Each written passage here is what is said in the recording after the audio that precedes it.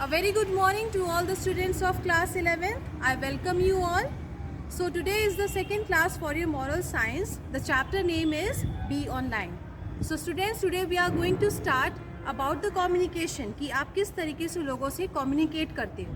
In this chapter you are going to study detail regarding the factors कि किस तरीके से क्या क्या factors हैं, क्या क्या घटक हैं कि आप अपने communication को किस तरीके से आप अपने को represent करते हो, अपनी बातों को represent करते हो, उसका आप detail description इस chapter में देखोगे.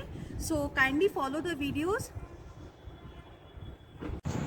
What is communication? Meaning of communication comes from Greek word communis, which means to make common, to share ideas, thoughts and feelings either verbally or non-verbally. So what is verbal communication?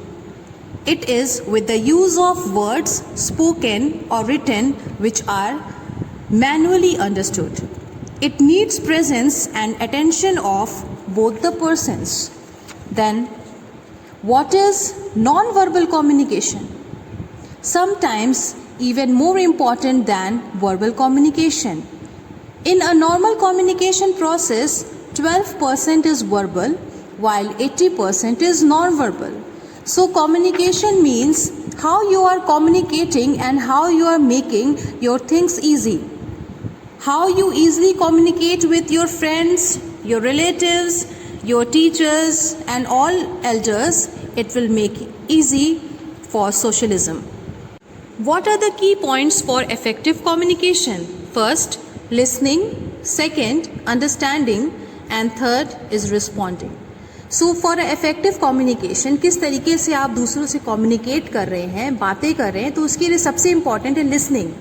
आपको पहले सुनना है कि सामने वाला क्या बोल रहा है, उसको इवैल्यूएट करना है, then you will communicate. Second, understanding. जब आप सुन लोगे कि what is the fellow member is saying about, तो उसको आप सुन के, आप समझ के, then is the final point is responding कि आप अपने कम्युनिकेशन को कैसे इफेक्टिव करोगे कि पहले आप सुनोगे, फिर सामने वाला क्या बोल रहा है उसको समझोगे, then you will communicate. That will be a effective communication.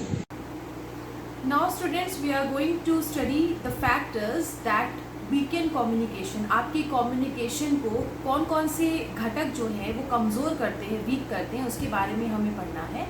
So the factor can be physical factor.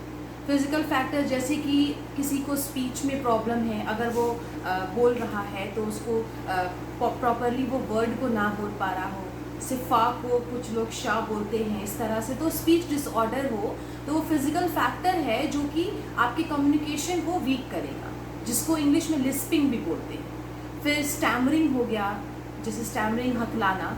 सो उसमें क्या होता है कि कोई भी इंसान है, any human being is there, if he और शी इज स्टैमरिंग, तो वो कम्युनिकेशन को वीक बनाता है.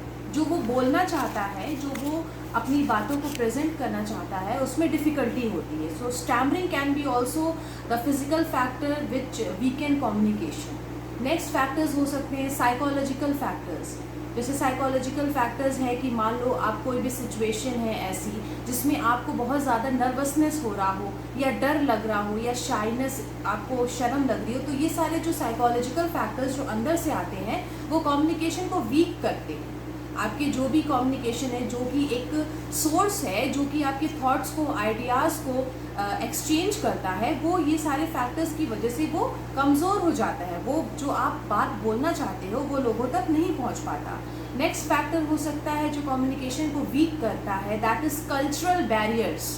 कल्चरल बैरियर्स जैसे कि डिफरेंट प्लेसेस में डिफरेंट लोग हैं, उनकी लैंग्वेजेस अलग हैं, उनके परसेप्शन, उनके थॉट्स अलग हैं, तो ये कम्युनिकेशन गैप बना देता है. तो कौन कौन से ऐसे फैक्टर्स हो सकते हैं जो आपकी कम्युनिकेशन को वीक कर दे? That can be physical factor, जिसमें कि लैंग्वेज प्रॉब्लम है, स्पीच डिसऑर्डर है, कुछ शब्द आप डिफरेंट बोल रहे हो तो वो कम्युनिकेशन प्रॉब्लम क्रिएट करेगा. स्टैमरिंग है, स्टैमरिंग मीन्स हकलाना. साइकोलॉजिकल फैक्टर्स है तो उसमें बहुत सारे ऐसे इमोशंस होते हैं जो सिचुएशंस को देख के आप जैसे नर्वस हो गए, या आपको शर्म आ रहा है, शाइनेस है, या आपको किसी सिचुएशन से डर लग रहा है, तो आप कम्युनिकेशन आप प्रॉपरली नहीं कर पाते हो. Next is the cultural barriers, different society है, डिफरेंट पीपल है, डिफरेंट परसेप्शन है उनका, तो उससे जो है बहुत सारे बैरियर्स आ जाते हैं बीच में कम्युनिकेशन के। कुछ फैक्टर्स ऐसे भी होते हैं which makes your communication very effective. किस तरीके से आप अपने को रिप्रेजेंट कर रहे हो, that whole depends upon the communication. तो ऐसे कौन कौन से फैक्टर्स हो सकते हैं जो आपकी कम्युनिकेशन को बहुत ज़्यादा इफेक्टिव बनाएं, प्रभावपूर्ण बनाएं। क्लैरिटी, जो आप बोल रहे हो, जो आप एक्सप्रेस करना चाहते हो, उसमें क्लैरिटी होनी चाहिए। एकदम आप जिस भी बात को एक्सप्रेस कर रहे हो बिल्कुल क्लियर हो। That will be the first very important factor for effective communication. किस तरीके से आप कम्युनिकेशन को इफेक्टिव कर सकते हो, क्लैरिटी। आप अगर कोई भी बात है, कोई भी सिचुएशन है, अगर उसके लिए आप क्लियर नहीं हो तो उसको आप क्लियरली बोल भी नहीं सकते हो, कम्युनिकेट भी नहीं कर सकते हो।